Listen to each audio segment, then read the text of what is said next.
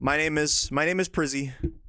This is my presentation on the new Przzlocke, and in fact, I do think I need to. Oh no, I don't actually. I was like, I do think I need to move my webcam. Actually, I might have to actually, but it's a presentation I'd like to give to you. For context, we just finished our Przzlocke of Pokemon Sun. I believe that was the 16th Nuzlocke that we've done in the series, the Przzlocke. And we just did the spin-off that we do in between, which was Super Mystery Dungeon. You watched me beat that 2 days ago, and we're going to play the post-game tonight. So, next in line, usually should be Ultra Sun and Ultra Moon. But we're doing something different. So this is the new Przzlocke presentation I'd like to present to you all right now. Oh yeah, I do have to move my webcam. In fact, I think it might make, I think I'm probably fine keeping my webcam up here, actually. I'm trying to remember where things are. Anyway. Here's your agenda for the evening. Okay. Our first category is that the next Przzlocke is here. Of course, you all know this. After that, we're going to be talking about opportunities and challenges. I will reveal the new game. I will reveal the twist. The specifics of the run. I didn't have a sixth one. Add section and 2 titles.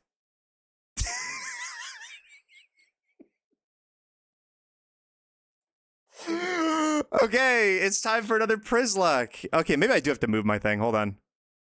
It's time for another Przzlocke. Yay. We just beat Ultra. I already answered this. I kind of forgot this was a slide. We just beat Sun and Moon. Surely we move on to Ultra Sun, Ultra Moon, right?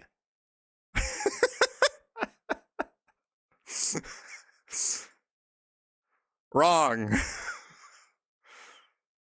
So here, I'm very happy I made this. Here are some of the opportunities and challenges of the Przzlocke. I do really got to move here. We're just going to put my thing up here. I think this will be like completely not covering any text. Here are some opportunities that have come up because of the Przzlocke and the challenges that we now face in the series. We just played through Alola. If we do Ultra Sun and Ultra Moon right after doing Sun and Moon, I think that's too much Alola, all right? Because Ultra Sun and Ultra Moon are not that different from regular Sun and Moon. There are more Pokemon. The encounter pool is wider. The story is slightly different. I don't really know how it's different. I haven't played it. But it's like slightly different, but it's basically the same game. We're going through all the same locations. The boss fights are slightly different. It's harder, all that kind of stuff. But it's more or less the exact same game. It might be boring to viewers at home like you or streamers at home like me if we were to play Ultra immediately following playing the regular games, in my opinion. And I think since Ultra Moon is going to be very hard, it's the hardest mainline Pokemon game. It'll probably take a couple of attempts. Ultra Moon will be a very big moment to complete. It's a very hard Nuzlocke, just in general. It'll be the winners at war of the Przzlocke, if you will, right before the Survivor 41, which is, of course, Let's Go Pikachu. And that means that that game is not that good for those not Survivor fans. And usually, after I'm planning on having the Przzlocke Awards after we finish Ultra Sun, Ultra Moon. Okay. Usually, the Przzlocke Awards there's only been 2 so far, but they've been done after 6 or 7 Nuzlocke runs. Right now, as you can see, the first one was after we got to Gen 4, right? So it was these 6. After Fire Red, we did the first Przzlocke Awards. And then we did the second Przzlocke Awards after Black and White 2. Right now, we've only done 3 Przzlockes. We've done X and Y, we've done ORAS, and we've done Sun and Moon. Okay?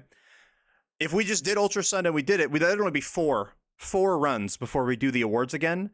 And I'd like to have more variety in the nominees. So I think tossing in an extra game would be great there. So the solution is clear. We have another Przzlocke run right here in between Sun and Ultra Moon. And we have to make it unique and memorable and also challenging. Okay? So, what are we playing, Twin? You may be asking right now. I forgot. I made this like last week. I forgot. I forgot I put these in there. Big reveal. Bum ba da dum. Get ready to learn Pokemon Silver version for the Nintendo Game Boy family of systems, buddy. Now, you may be asking, that's lame. That's a lame-ass announcement. Why'd you just announce we're playing Silver? Why'd you just announce we're playing Silver? That's dumb and stupid. And here's why it's dumb and stupid. Because there are problems with Johto, okay? If you've ever seen this dude, you know there's problems with Johto. There's problems with Gen 2. Okay, so here's the problems with Johto. We've already played through this damn game 3 times, man. We've done the Przzlocke Gold. We've done the Przzlocke Crystal. And we've done the Przzlocke Soul Silver. That's Johto 3 times. That's too many times to go through Johto, I think. Gen 2? More like Gen 2 easy. Yeah, the games are not very hard. Johto games are not very hard. The level cap, or the level curve is stupid. The Pokemon you get are bad. The Elite Four is like level 40 or 50 or something. It's like, the games are not hard. It would not be a very fun time to romp through the game. Also, there are 49 encounterable Pokemon banned from the Przzlocke. This is the biggest thing, I think. This is the biggest thing. Out of the Pokemon currently banned in the Przzlocke, 50% of all bans are from either Gen 1 or Gen 2. We are missing out on 49 fully evolved, asterisk next to Pikachu, I guess, but like, we'll count it. Fully evolved encounters. There are 49 that are currently banned. There aren't that many. There aren't that many fully evolved lines. We're running out of guys. Okay? So what that means is that there's very little early game Pokemon.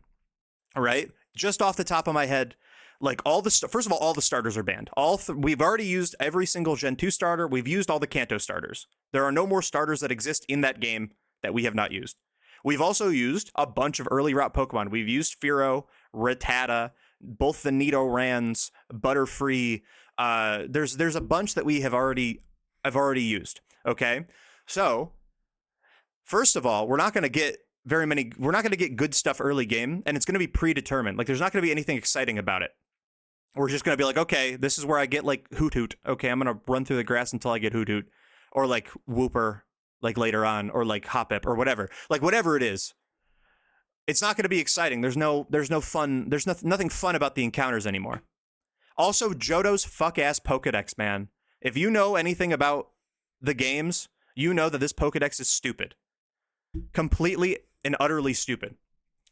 First of all, there are version exclusives, Lamau. That already limits what we got. There's 1% rarity mons, Lamau. So on a route, like, I don't know what the number is, but whatever the route above Goldenrod is, I believe let's pretend, the only encounter we can get, because I think Venonat's there, which we can use, the only encounter we could get is like a 1% Yanma. And if that's the only one we can get, we just got to run in the grass over and over again until we get the 1% Yanma. Or like Dunsparce in Dark Cave. Lame. Boring. Also, there's post-game only mons. They said, hey, do you want to use Murkrow? Do you want to use Misdreavus? Do you want to use Houndour? Larvitar? Tough shit, buddy. You got to do it in the post-game. So they're basically, you cannot, they're basically unattainable, because we're not going to get that. And also, this is not really Johto's fault, but this is with the stream. There's the day-night cycle, which is annoying for me specifically, because I only stream at night, right? And I could change, like unlike the DS emulator, I can change like what's it called? I can change the clock on my computer, and that will change the time. But like in these early games, you have to like physically change the clock in game, and that's a hassle, and I don't want to do that. So we'd miss out on like day and night mons, which is a little lame. So let's fix that. Here's the solution. Some of you guys are thinking a little bit too big. The solution to all those problems is very simple. We're randomizing it. Here's what we're going to do. We are playing randomized Silver. Encounters will now be exciting. I am addicted to clips. We now have a reasonable chance to use Glup Shittos that we would never be able to use otherwise. The game will, on average, be more challenging and more fun. And I think, I didn't check this. I wrote this down. I didn't fact check this even slightly. I'm pretty sure this fixes Johto's stupid experience curve too, kind of. because on average we'll be fighting more. We'll be fighting like mons that give you more XP on average. So we won't have to grind as much, I don't think. And this will be the only randomized Przzlocke that I'm planning.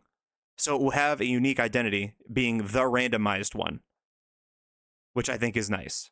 So if you remember, we did red. Like, we skipped red. We don't play every game, right? We did like blue and then yellow. We skipped red. We eventually went back and did red. We eventually went back and did red when we did the 24-hour stream. So now the red Przzlocke is like associated with the 24-hour stream, so it's like kind of unique and not the same as the other two. So this is the same thing. We already did gold and crystal, right? So now silver's special. We're going to randomize it. This is the randomized Przzlocke, which I think will be fun. So, what is getting randomized, you may ask? First of all, we're playing good clean mons, okay? I'm not changing movesets, even though Gen 2's movesets are atrocious. I'm still not going to change them. Stats, typings, all that stuff is the same. We're playing Gen 2. But everything's randomized. You know what a randomizer is. I'm going to make it I'm using the settings that make it as many Pokemon as possible per route. That way, there's hopefully a chance that there's at least one thing on a route that isn't banned in the Przzlocke that we can get, and it will be fun finding them every time. So Youngster Joey can have a Lugia. Our Route 1 encounter can be T-Tar to Sunkern. It can be anything in between. Every trainer is forced to have fully evolved Pokemon by Claire. So by the time we get to Claire and then we're doing the postgame and everything, it'll still be hard. Like, they won't have Caterpies back then. The starters have been pre-selected by me. This will avoid a situation where we boot up the game and all three of the starters are Pokemon we've used already and we can't take any of them. Or two of them are, or like one of them is, and the vote isn't that exciting. So I pre-selected all three starters. There is going to be a vote. I'm going to reveal the starters in this presentation so you can think ahead as to who you want to spend your money on tomorrow. And all ground items are shuffled. That will be really only relevant for like TMs, because TMs are all shuffled. Not the TMs are the same, but the locations that they're found in are shuffled. And we're going all the way to red. So potentially there will be more than 6 Hall of Famers in this run. There'll be a Hall of Fame taken when we beat Lance, and then there'll be a Hall of Fame again if the team has changed, if someone died in between when we do red, just like how we did the past couple times. And there's some very special surprises for Przzlocke fans. I would like everybody right now to say thank you, Kaylee. Okay? Zatu Drip Kaylee is... When you guys said it was going to be a hack, like a ROM hack, you weren't like that far off. It's not like a ROM hack, but Kaylee is putting in some work. Kaylee is putting in some work to make this kind of cool. There's a couple surprises she's adding to the game that I don't even know about. And I can't really reveal anything about what's changed because the only thing that I know that is there is a spoiler that I would like to keep a surprise. But shout out Kaylee. She's been, it's not going to be anything crazy. Don't expect major changes. But there will be a couple of surprises for Przzlocke fans. So shout out Kaylee. Appreciate Zatu Drip. Okay. Let us reveal the starters that you will be voting on tomorrow. All three of these starters, and I did ask if Natu should be a starter, and Kaylee says, and I quote, "I do not want to spend all my points." So I respected that. But all three of the starters have been used in previous Przzlockes, sometimes multiple. They have not made the Hall of Fames. They're still valid encounters. And I think people will enjoy casting a vote between the three of them. Our first starter makes sense. You stay in Johto. Was on our team in the Przzlocke when we did Crystal and the Przzlocke Soul Silver. Had a different nickname both times. Also died both times. I believe one time it died to Chuck, and I don't remember what the second time. I don't remember what the other one died to at this point. It's been so long. But please, one of your starters, give a warm welcome to Incrediboy the Wooper, returning to Przzlocke fame. We're going to go with Incrediboy because I think that's the better nickname. Shout out. That is one of our starters. Our second starter here has been in 3, more than 3, technically, Przzlockes, but the debut of this name specifically was in Fire Red. Also appeared in the 24-hour stream. First of all, was in Fire Red. How do I put this politely? Succumbed to destiny in a certain way. And then in the 24-hour stream was a victim of me being a sleep-deprived bonehead and benching it when I could have just taken it to the league for a free win because Starmie just sweeped the entire thing. And then also showed up for a nice early game boost in X and Y. Some of you got this. It is like a G6. The Pidgey is back. Died Destiny Bond. And then our final one. This one I think is might be the fan favorite of it all. Only been in one Przzlocke, but boy howdy is this the fan favorite popular Przzlocke from Black 2 Challenge Mode. Made it all the way to the league through no fault of his own. We wiped. Welcome back, Lou Gehrig. These are going to be your 3 starters that you're going to vote for. We're either picking Wooper, we're picking Pidgey, or we're picking Lou Gehrig, the Grimer.